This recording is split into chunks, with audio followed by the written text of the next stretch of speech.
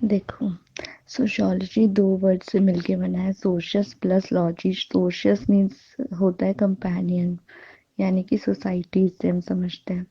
Logy मतलब होता है द स्टडी ऑफ। तो sociology is the study of society. ठीक है। सबसे पहले ऑगस्ट कॉम्टे ने ह्यूमन बिहेवियर को स्टडी किया था 1838 में, इसलिए ऑगस्ट कॉम्टे को फादर ऑफ सोशियोलॉजी बोला जाता है। तो ये सबसे इम्पोर्टेंट क्वेश्चन है सोशियोलॉजी का। देन चैप्टर स्टार्ट होता है। एक कोई भी एक इंडिविजुअल है, ठीक है, हम उसको बोलते हैं कि अगर आप अच्छे से पढ़ोगे तो आप अच्छा अचीव करोगे लाइफ में। तो इंडिविजुअल का जो डिसीजन है वो यहाँ पे मैटर करता है। सेकंड स्टेटमेंट जो है वो ये बोल रही है कि अगर आप ये सब्जेक्ट पढ़ते हो तो आपको एक अच्छी जॉब मिलेगी। तो यहाँ पे फोकस है जॉब मार्केट, कि अगर आप एक सब्जेक्ट में अच्छे हो तो आपको अच्छी जॉब मिल जाएगी। थर्ड जो है वो ये कह रहा है कि अगर आप बॉय हो या गर्ल हो तो आप ये सब्जेक्ट चूज कर लो, जो कि हमने अपने देखा भी होगा सेकेंडरी स्कूल में, कि होम साइंस बोलते हैं गर्ल्स को कि आप होम साइंस कर लो, या मैथमेटिक्स मत करो, वो बॉयज़ का एरिया है, वो स्ट्रॉन्ग है। ठीक है। तो वहाँ पे जेंडर बीच में आ गया। उसके बाद बोलते हैं कई बार सोशल बैकग्राउंड आ जाता है। लाइक अगर आपकी फैमिली का अच्छा बिजनेस है तो वो कहेंगे कि इतना पढ़ने की क्या ज़रूरत है, बिजनेस ही तो करना है। या फिर अगर किसी की फैमिली में जॉब की नीड है तो वो जॉब करने के लिए कहेंगे कि पढ़ लिख के क्या करोगे, तुम जॉब कर लो, पैसे तो आएंगे घर में, है ना। तो अब क्या हुआ, सोशल बैकग्राउंड भी इफ़ेक्ट कर रहा है एक इंडिविजुअल के डिसीजन को। तो जो फर्स्ट स्टेटमेंट थी सिर्फ वहाँ पे जब बोला जा रहा था कि एक इंडिविजुअल का डिसीजन मैटर कर रहा था, बट बाकी तीनों स्टेटमेंट्स में क्या हुआ, जेंडर, फैमिली, सोशल बैकग्राउंड, ये सब चीज़ें भी इंक्लूड हुई। तो इससे हमें ये पता चल रहा है कि सिर्फ एक इंडिविजुअल जो है वो अकेले सब कुछ नहीं कर सकता है, बाकी तीन या और भी बहुत सारी चीज़ें हैं जो इस डिसीजन को इन्फ्लुएंस करती हैं। ठीक है। एंड इसके बाद फिर आती है सोसाइटी, जब हम सोसाइटी को समझना स्टार्ट करते हैं। ठीक है। तो इससे हमें ये भी पता चल रहा है कि सोसाइटी कैसे इंटरकनेक्टेड है आपस में चीज़ें। ठीक है। नेक्स्ट है सोशियोलॉजिकल इमेजिनेशंस। इसमें सी राइट मिल्स बोलते हैं कि पर्सनल और पब्लिक इश्यूज जो होते हैं वो रिलेटेड होते हैं। ठीक है। और साथ में वो इनका डिफरेंस भी बताते हैं कि कैसे डिफरेंस है। इसके अलावा सोशियोलॉजिकल इमेजिनेशन जो होता है वो हमें ये समझने में हेल्प करता है कि हिस्ट्री और बायोग्राफी जो है वो बहुत ज़रूरी है ये समझने के लिए कि सोशियोलॉजी क्या है, ठीक है, सोसाइटी क्या है। लाइक अगर किसी के साथ पास्ट में कुछ हुआ है तो वो उसकी बायोग्राफी यानी उसकी लाइफ को भी अफेक्ट करेगा। लाइक अगर किसी का पास्ट रहा है कुछ तो उसके प्रेजेंट में उस चीज़ का इफेक्ट उसके बिहेवियर में देखने को मिल सकता है। ठीक है। इस तरीके से सोसाइटी में भी अगर पास्ट में हिस्ट्री कुछ रही है तो वो हिस्ट्री पढ़ना कंपलसरी है या हिस्ट्री को समझना कंपलसरी है प्रेजेंट कॉन्टेक्स्ट को समझने के लिए या इम्प्रूवमेंट के लिए। ठीक है। उसके अलावा इसमें पर्सनल ट्रबल्स और पब्लिक इश्यूज को बताया है कि जो पर्सनल ट्रबल्स होते हैं वो एक इंडिविजुअल से रिलेटेड होते हैं, और पब्लिक इश्यूज जो होते हैं वो ब्रॉडर स्ट्रक्चर में यानी सोशल स्ट्रक्चर में होते हैं। ठीक है। और इसका एग्जाम्पल हो सकता है जैसे कि अगर अभी मुझे भूख लगी है तो वो मेरी पर्सनल प्रॉब्लम है, उसके लिए मैं अपने इमीडिएट मम्मी को बोल सकती हूँ या किसी को बोल सकती हूँ कि मुझे ये खाना है या जो भी है। और अगर एक पूरे किसी एरिया में या किसी स्टेट में बहुत टाइम से खेती नहीं हुई है या कुछ, तो वहाँ पे क्या है, भुखमरी है अगर, तो वो क्या है, वो स्टेट की पूरी प्रॉब्लम है, उसके लिए गवर्नमेंट रिस्पॉन्सिबल है, तो गवर्नमेंट आंसरेबल है, तो वो एक पब्लिक इशू है। वहाँ पे क्या होगा कि जो गवर्नमेंट है उसको इनिशिएटिव्स लेने पड़ेंगे। ठीक है। देन थर्ड पार्ट है प्लूरलिटीज एंड इनइक्वालिटीज अमंग सोसाइटीज। इसमें क्या है, सोसाइटी जो है वो एक ग्रुप ऑफ पीपल है जो कॉमन कल्चर शेयर करते हैं, एक गिवन एरिया में रहते हैं एंड एक कॉमन हिस्ट्री शेयर करते हैं एक दूसरे के साथ। सोसाइटी जो है वो हमें सिक्योरिटी देती है। ठीक है। हमें एक आइडेंटिटी देती है एंड कि हम एक दूसरे से अटैच्ड हैं। ठीक है। वो वाली फीलिंग होती है कि सेंस ऑफ बिलोंगिंगनेस प्रोवाइड करती है। उसके अलावा इंडिविजुअल और जो सोसाइटी है वो एक दूसरे से रिलेटेड होते हैं और एक दूसरे से को कॉम्प्लीमेंट करते हैं। जैसे कि एक इंडिविजुअल अकेले नहीं रह सकता है, ठीक है, इंडिविजुअल जहाँ भी रहेगा तो वो लोग आपस में मिलके फिर सोसाइटी क्रिएट करेंगे एंड जो सोसाइटी होगी वो इंडिविजुअल से मिलकर ही बनेगी, तो दोनों एक दूसरे को कॉम्प्लीमेंट करते हैं। ऐसे ही अगर अगर कंटेम्प्रेरी टाइम में देखें, अभी प्रेजेंट टाइम में देखें, तो हम देखते हैं कि इंडियन सोसाइटी जो है वो बहुत ही ज़्यादा डाइवर्स है, जैसे कि linguistic areas, ethnic, religiously, caste, tribal, बहुत सारे तरीकों से बहुत ज़्यादा डाइवर्सिटी है इंडिया में। इसीलिए जब अगर हम एक एग्जांपल लें कि एक फॉरेनर है, वो इंडिया किसी भी इंडियन को अगर पॉइंट आउट करेगा तो वो कहेगा कि ये इंडियन है ना। और वही जब इंडियंस एक दूसरे को रेफर करेंगे या बताएंगे, पॉइंट आउट करेंगे, तो वो कहेंगे कि कोई पंजाबी है, गुजराती है या मराठी है, या किसी लैंग्वेज के बेस पे डिस्टिंक्शंस बताएंगे, ठीक है। ऐसे तो अमर्त्य सेन ने कहा कि ये सब प्लूरलिटीज तो है ही, साथ में उन्होंने ये भी बताया कि इंडिया में बहुत सारे लोग, कुछ अमीर हैं, कुछ गरीब हैं, और कुछ के पास बहुत ज़्यादा रिसोर्सेज हैं, कुछ के पास रिसोर्सेज ही नहीं है। तो प्लूरलिटीज के साथ साथ ना इनइक्वालिटी भी है। तो अमर्त्य सेन जो है वो ये कह रहे हैं कि प्लूरलिटीज तो है, इनके साथ जो इनइक्वालिटीज भी है ना, इनके ऊपर भी बहुत ज़्यादा फोकस किया जाना चाहिए एंड सीरियस अटेंशन इनको मिलनी चाहिए एंड ये इन इश्यूज को हमें सॉल्व करना चाहिए, ठीक है। उसके बाद है सोशियोलॉजी। ये क्या है? Study of human social life है। इसमें ग्रुप्स, सोसाइटीज, इन सबको हम स्टडी करते हैं और बेसिकली जो सब्जेक्ट मैटर है वो हमारा खुद का बिहेवियर है एज सोशल बीइंग्स, कि as an individual in society हम कैसे बिहेव करते हैं, ठीक है। उसके अलावा जो भी फिलोसफर्स रहे हैं, रिलीजियस थिंकर्स रहे हैं या बाकी लोग पहले रहे हैं, ऐसा नहीं है कि सोशियोलॉजी ही इसको स्टडी कर रहा है, बहुत सारे लोग पहले रह चुके हैं, रिलीजियस टीचर्स हैं, फिलोसफर्स, वो सब इसको पढ़ चुके हैं, ठीक है। ह्यूमन बिहेवियर को वो लोग अपने लेवल पे पढ़ चुके हैं, समझ चुके हैं। लेकिन ये जो है ना सोशियोलॉजी, ये इसको डिफरेंटली स्टडी करता है। क्यों डिफरेंटली होता है ये? क्योंकि इसमें एम्पेरिकल स्टडी होती है सोसाइटी की। एम्पेरिकल स्टडी का मतलब है जो आप एक्सपीरियंस करते हो या जो आप ऑब्जर्व करते हो, उन सब चीज़ों को आप इसमें यूटिलाइज करते हो अपनी स्टडी में। तो इसलिए डिफरेंट होता है। इसके अलावा पीटर बर्जर ने एक पॉइंट दिया, कंपैरिजन दिया। उन्होंने कहा कि ये जो फाइंडिंग्स, ऑब्जर्वेशन होती है ना सोशियोलॉजिस्ट की, ये सिर्फ तभी अच्छी हैं अगर ये जो इंफॉर्मेशन है ये फ्री ऑफ बायस हो, कि आपने जो देखा है आप वही एग्जैक्टली बता रहे हो, आप उसमें अपने थॉट्स या अपनी चीज़ों को मिक्स नहीं कर रहे हो।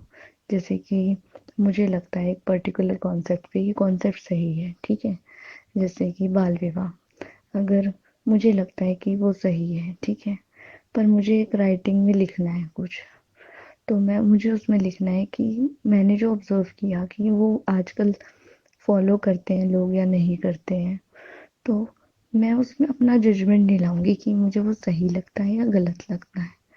मैं सिर्फ उसमें वही लिखूंगी कि वो फॉलो हो रहा है या नहीं हो रहा है। तो जो करेक्ट इन्फॉर्मेशन है वो ही प्रोवाइड करनी चाहिए हमें। अपना जो पर्सनल ओपिनियन है किसी भी चीज़ को लेकर, वो नहीं आना चाहिए, रिफ्लेक्ट नहीं होना चाहिए उसमें। उसके बाद उन्होंने कहा कि सोशियोलॉजी जो होती है वो फॉलो करती है साइंटिफिक वेज को, ऑब्जर्वेशंस, एनालिसिस, मेथड, ये सब चीज़ें होती हैं। तो हम इसको ये भी कह सकते हैं कि सोशियोलॉजी भी साइंस की तरह ही फंक्शन करती है, ठीक है। देन है sociology and common sense knowledge. अब सोशियोलॉजी ना कॉमन सेंस नॉलेज से कैसे डिफरेंट है? कॉमन सेंस नॉलेज होती है कि हमने देखा कुछ भी, हमने अपना कुछ भी आइडिया लगा दिया और उसको एक्सप्लेन कर दिया कि अच्छा ये हो गया तो ये इस वजह से हो गया है। हमने किसी गरीब को देख लिया तो हम उसे बोल देते हैं कि तुम्हारे हाथ पैर हैं, तुम कमा सकते हो, तुम कमा लो, तुम ऐसे पैसे क्यों मांग रहे हो किसी से, या इस तरीके की चीज़ें। तो हम अपनी कॉमन सेंस लगा के उसको कुछ भी बोल देते हैं। बट सोशियोलॉजी क्या करती है? सोशियोलॉजी उसको ऐसे नहीं बोलती है। सोशियोलॉजी उसका बैकग्राउंड देखती है कि ये ऐसा कर रहा है तो क्यों कर रहा है, इसके पीछे क्या रीजंस हो सकते हैं, ठीक है। तो डिफरेंस होता है दोनों में। कॉमन सेंस नॉलेज जो होती है हमारे नेचुरल या एक इंडिविजुअल के एक्सप्लेनेशन होते हैं, हम एज एन इंडिविजुअल क्या सोचते हैं। सोशियोलॉजी क्या है, कॉन्सेप्ट मेथड्स को फॉलो करती है, डेटा को फॉलो करती है। डेटा क्या कह रहा है कि कितने लोग गरीब हैं, वो क्यों गरीब हैं, ठीक है। कॉमन सेंस जो है अनरिफ्लेक्टिव है, कि मतलब मैं कुछ भी बोल रही हूँ, मैं उसके बारे में ये नहीं सोच रही कि मैं ऐसा क्यों बोल रही हूँ। लेकिन सोशियोलॉजी जो है वो रिफ्लेक्टिव है नेचर में, कि आप जो बोल रहे हो तो आप वो सोच समझ के बोलोगे, आपके पास उसके लॉजिक्स होंगे, ठीक है। इसका एक एग्जाम्पल है बुक में जो दिया है, पॉवर्टी, कि अगर कोई गरीब है तो आप कॉमन सेंस लगा के तो उसको कुछ भी बोल दोगे कि वो काम नहीं करना चाहता है, या उसकी फैमिली की प्रॉब्लम है, ठीक है, या ये सब बोल सकते हैं। बट अगर सोशियोलॉजी जो है वो देखेगी कि पॉवर्टी जो है वो क्यों है, क्या स्ट्रक्चर ऑफ इनइक्वालिटी है, कि जो अमीर है वो बहुत अमीर होता जा रहा है, गरीब जो है वो और गरीब हो रहा है, तो वो क्यों हो रहा है, कि इनइक्वालिटी किस तरीके से इफेक्ट कर रही है लोगों को, ठीक है। या उनको प्रॉपर एजुकेशन नहीं मिल पा रही जिसकी वजह से वो प्रॉपर जॉब नहीं ले पा रहे हैं और गरीबी और बढ़ रही है, ठीक है। तो वो सफ़र क्यों कर रहे हैं, क्या उन्हें जो वो काम कर रहे हैं उसके लिए कम सैलरी मिल रही है, लो वेजेस मिल रहे हैं, या ज़रूरत से ज़्यादा काम करा के उनसे उन्हें कम पैसे दिए जा रहे हैं, इस तरीके की चीज़ें इसमें आएंगी। तो सोशियोलॉजी इन सारे एस्पेक्ट्स को कवर करती है, जबकि कॉमन सेंस नॉलेज कुछ भी इंडिविजुअल बिना एक्सप्लेनेशन के कुछ भी एज्यूम करके और कुछ भी बोल देते हैं, ठीक है। उसके बाद है इंटेलेक्चुअल आइडियाज, इन्होंने सोशियोलॉजी को कैसे डेवलप होने में या बनने में हेल्प किया। तो बहुत सारी साइंटिफिक थ्योरीज थी, जैसे कि नेचुरल इवोल्यूशन की थी, डार्विन ने जो थ्योरी दी थी, या फिर फाइंडिंग्स थी बहुत सारी प्री मॉडर्न सोसाइटीज की। प्री मॉडर्न सोसाइटीज थी जो भी एक एग्रेरियन सोसाइटी थी, नॉन इंडस्ट्रियल सिविलाइजेशंस थी वो वाली। एंड उसके बाद मॉडर्न सोसाइटीज आई थी, इंडस्ट्रियलाइज सोसाइटी आई थी, इसमें इंडस्ट्रियलाइजेशन ज़्यादा था, ठीक है। तो ये सब सोशियोलॉजी जो होती है इन सब चीज़ों से इन्फ्लुएंस होती है, कि आपकी जो सोसाइटी है उसके ऊपर इन सब चीज़ों का इफेक्ट होगा। हम्म। उसके बाद है इवोल्यूशनरी विजन, जो होता है वो ये कह रहा है कि जो वेस्टर्न सोसाइटीज़ हैं वो मोर एडवांस्ड हैं या ज़्यादा सिविलाइज्ड हैं, जबकि जो नॉन वेस्टर्न सोसाइटीज़ हैं उनको बहुत लेस डेवलप्ड समझा गया है, ठीक है। ये सारी चीज़ें कहाँ पे रिफ्लेक्ट होती हैं, जो भी ऑगस्ट कॉम्टे, कार्ल मार्क्स या फिर हर्बर्ट स्पेंसर ने जो अपना काम किया है, या उनकी जो राइटिंग्स हैं ये उसमें रिफ्लेक्टेड हैं ये चीज़ें। उसके बाद एनलाइटमेंट पीरियड में रीज़न और इंडिविजुअलिज्म के ऊपर फोकस ज़्यादा है, कि कोई भी चीज़ है तो वो क्यों हुई। एनलाइटमेंट का मतलब यही है कि आप रीजनिंग कर पा रहे हो, आप इंडिविजुअलिज्म के ऊपर चीज़ें हैं, जैसे कि एक इंडिविजुअल है तो उसकी क्या पोजीशन है, उसका क्या रोल है, ये सब चीज़ें। इसमें साइंटिफिक नॉलेज जो है उसको इम्पोर्टेंस दी गई है, नेचुरल साइंसेस में जो मेथड यूज़ होते हैं उनको इम्पोर्टेंस दी गई है ह्यूमन अफेयर्स को समझने के लिए। उसके बाद बहुत सारे थिंकर्स हैं जो ये बोलते हैं कि अगर नॉलेज में प्रोग्रेस होगी ना तो बहुत सारी सोशल इल्स यानी जो सोशल प्रॉब्लम्स हैं वो सॉल्व हो जाएंगी। एंड ऑगस्ट कॉम्टे जो है वो भी ये बिलीव करते हैं कि सोशियोलॉजी जो है ना कंट्रीब्यूट करती है वेलफेयर ऑफ ह्यूमैनिटी को। नेक्स्ट है मटेरियल इश्यूज क्या क्या थे जिससे सोशियोलॉजी बनी। उसमें था इंडस्ट्रियल रिवॉल्यूशन, जब इंडस्ट्रियल रिवॉल्यूशन हुआ तो क्या हुआ, बहुत सारी चीज़ें जी थी, बहुत सारे काम जो थे वो मशीन ने रिप्लेस कर दिए, ठीक है। कैपिटलिज्म आ गया, अब बहुत सारे काम जो होते थे वो कैपिटल के बेस पे होते थे, मनी के बेस पे होते थे, मनी के लिए होते थे, हाँ ठीक है। उसके बाद बहुत सारी चीज़ें थी जो अब प्रॉफिट के लिए होने लगी थी, जबकि पहले क्या होता था कि आप किसी काम के बदले कोई काम कर देते थे किसी का, या किसी चीज़ के बदले कोई चीज़ दे देती थी। बट अब क्या है, आपको हर सर्विसेज के लिए मनी, प्रॉफिट, ये सब चीज़ें सेंट्रल थी। तो अब मटेरियल जो था वो सेंट्रल हो गया था इस टाइम पे। फिर इसमें ये पोएम दी हुई है बॉम्बे वाली, बॉम्बे लाइफ की, इसमें ये है कि पोएम में एक्सप्लेन किया है इन्होंने कैसे कि अब जो बिल्डिंग्स हैं या जो पैसे हैं या ये चीज़ें जो है ये बड़े आराम से मिल रही हैं, मतलब इसी के पीछे लगे हुए हैं लोग। किसी के पास घर है तो उसको और अच्छा घर चाहिए, ठीक है, लेकिन इमोशंस की, इन सब चीज़ों की किसी को नहीं पड़ी है। तो अब मटेरियल चीज़ों पे फोकस है सब लोगों का, ठीक है।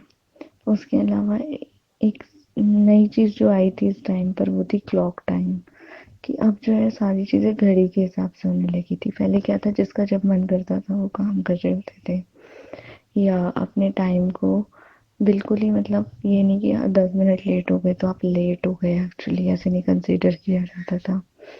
तो अब क्लॉक टाइम जो था वो बहुत इम्पोर्टेंट हो गया था इस टाइम पे। क्लॉक टाइम को ही नाउ मनी समझा जा रहा था, कि अब आपको वक्त वक्त पे काम करना है, तो उससे उससे मनी को रिलेट किया गया। जैसे कि एक एम्प्लॉयर है या एक एम्प्लॉई है, उनके बीच में टाइम पे अगर आप आ रहे हो तो आपको सैलरी ठीक से मिलेगी, आप लेट आ रहे हो तो आपकी सैलरी डिडक्ट होगी। तो इस तरीके की चीज़ें होने लगी, ठीक है। तो ये था कि मटेरियल इश्यूज को कैसे इम्पोर्टेंस दी गई। देन जो टॉपिक है वो है ग्रोथ ऑफ सोशियोलॉजी, की सोशियोलॉजी कैसे ग्रो हुई। तो इसको अंडरस्टैंड करने के लिए बहुत सारे जो इश्यूज थे वो यूरोपियन सोसाइटी के हमको समझने पड़ेंगे, जैसे कि कैपिटलिज्म, इंडस्ट्रियलाइजेशन, ये सब चीज़ें क्या थी, वेस्ट से आई थी। और ये जब इंडिया इंडिया में भी आ रही थी ये चीज़ें, लेकिन वेस्ट में जब ये चीज़ें थी तो वो ज़्यादातर किसके लिए थी, उनके प्रॉफिट के लिए थी। बट इंडिया में जब ये चीज़ें आ रही थी तो ये इंडियंस के प्रॉफिट के लिए नहीं थी, बल्कि ये जब रिप्लेस कर रही थी जो लोग यहाँ काम करते थे उनको मशीन्स रिप्लेस कर रही थी, या फिर बड़ी बड़ी इंडस्ट्रीज उनको रिप्लेस कर रही थी, तो क्या और पॉवर्टी बढ़ रही थी, ठीक है। तो इसके और भी बहुत सारे इफेक्ट्स थे जो कॉलोनियलिज्म, कैपिटलिज्म या फिर इंडस्ट्रियलाइजेशन में हम डिटेल में पढ़ेंगे, ठीक है।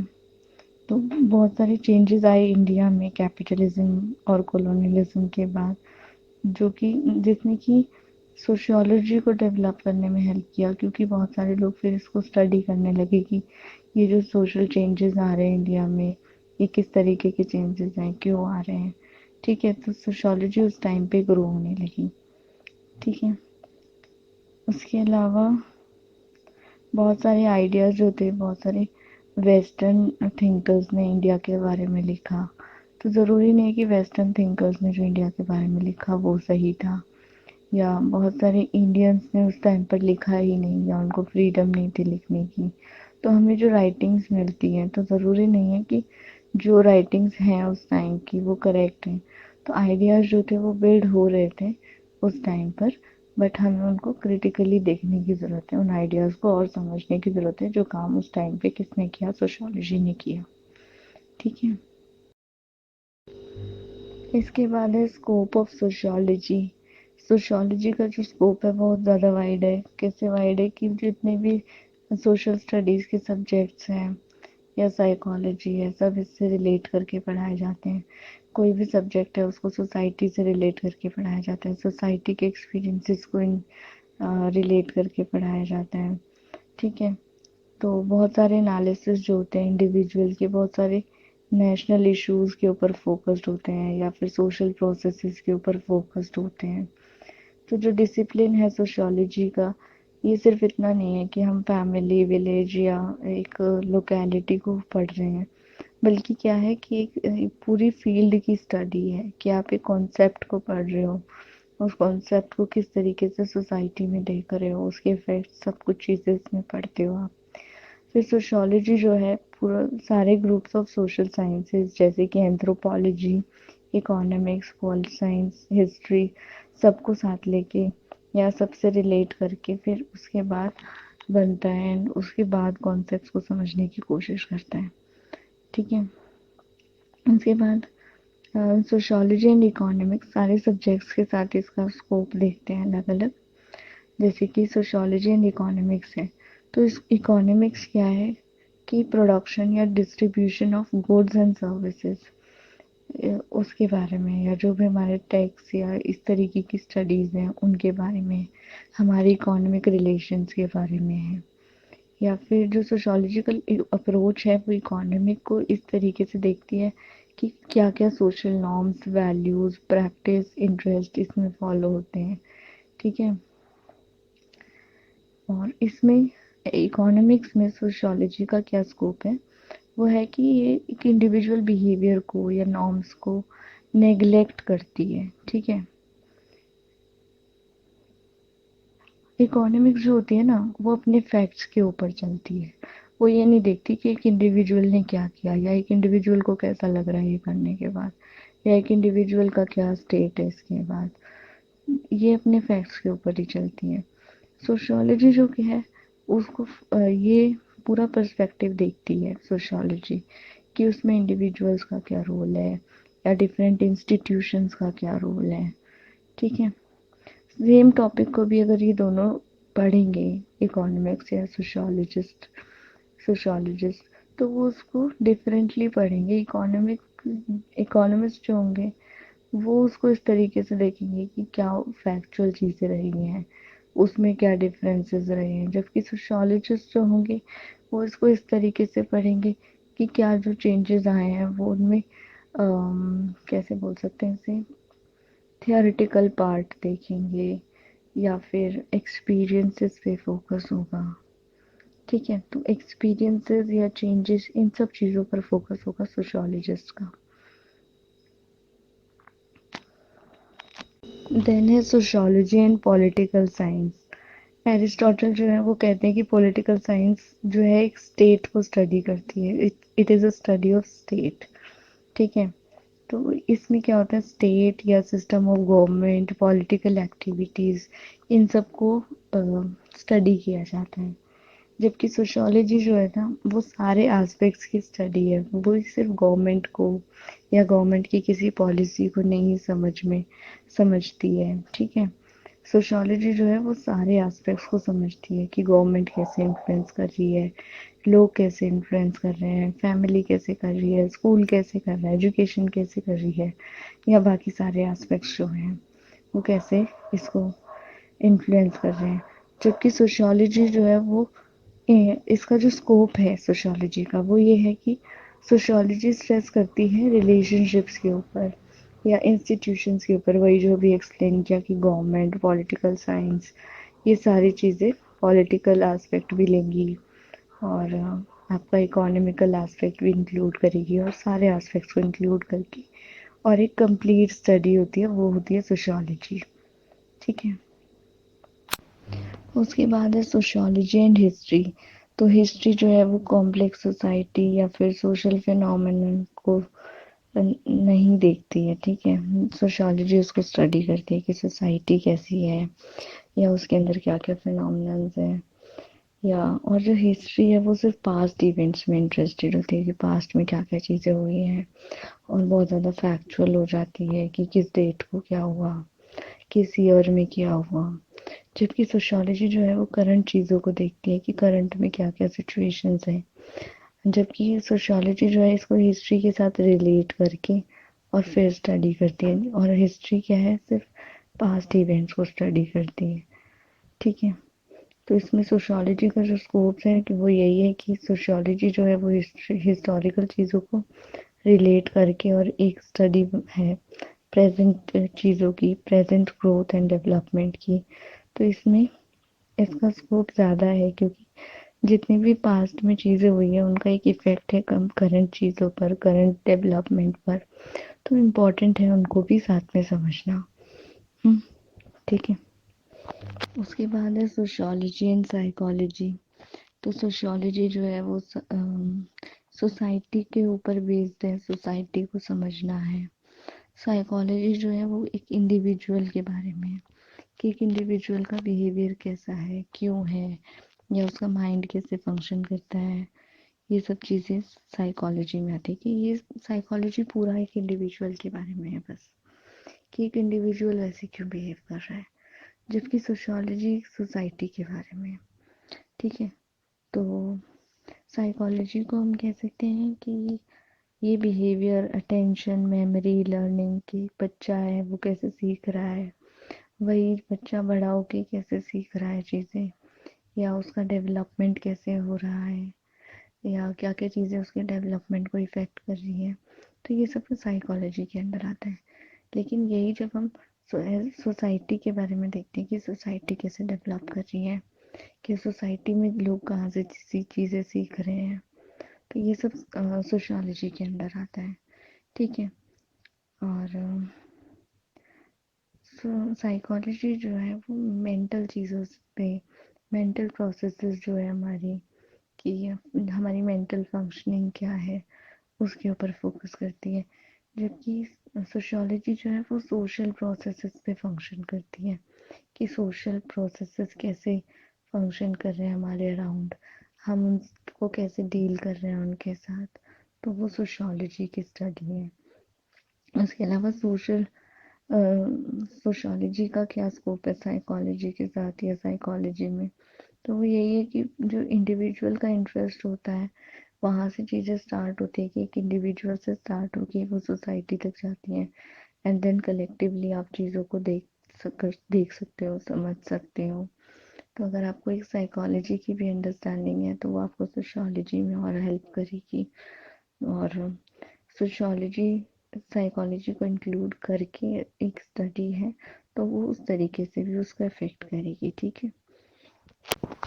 उसके बाद सोशियोलॉजी एंड सोशल एंथ्रोपोलॉजी है। सोशियोलॉजी जो है वो करंट टाइम पे जो कॉम्प्लेक्स सोसाइटीज़ हैं उनकी स्टडी है। जो एंथ्रोपोलॉजी है वो सिंपल सोसाइटीज़ की स्टडीज़ है, यानी कि ये वो उस टाइम की स्टडीज़ है एंथ्रोपोलॉजी, कि जब सोसाइटी बहुत सिंपल है, उसके अंदर बहुत ज़्यादा स्ट्रैटिफिकेशन नहीं है।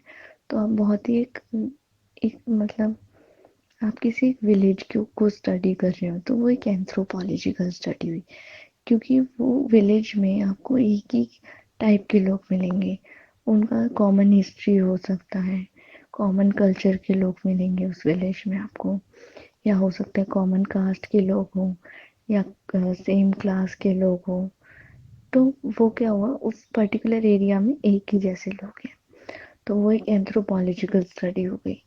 जबकि सोशियोलॉजी में क्या आएगी, कॉम्प्लेक्स सोसाइटी आएगी, जैसे कि मॉडर्न सोसाइटीज़ जो हम देखते हैं वो आती है उसमें। मॉडर्न सोसाइटीज़ में क्या है कि आपको हर तरह के लोग मिलेंगे। इफ अगर हम अपनी लोकेलिटी का एग्जांपल लें, जैसे कि दिल्ली है, तो इसमें हर तरह के लोग काम करते हैं। कुछ लोग हैं जो काम कर रहे हैं, कुछ लोग हैं बहुत गरीब हैं, कुछ लोग बिजनेस क्लास के लोग हैं, तो वो सब लोग डिफरेंट है। ठीक है। बट सेम सोसाइटी में, तो इसको क्या सोशियोलॉजी स्टडी करेगी। सबके लेवल्स डिफरेंट हैं, फिर भी वो इंटरेक्ट कर रहे हैं, तो किस तरीके से इंटरेक्ट कर रहे हैं, कैसे एक दूसरे को इफेक्ट कर रहे हैं, तो ये सब सोशियोलॉजी का है। ठीक है।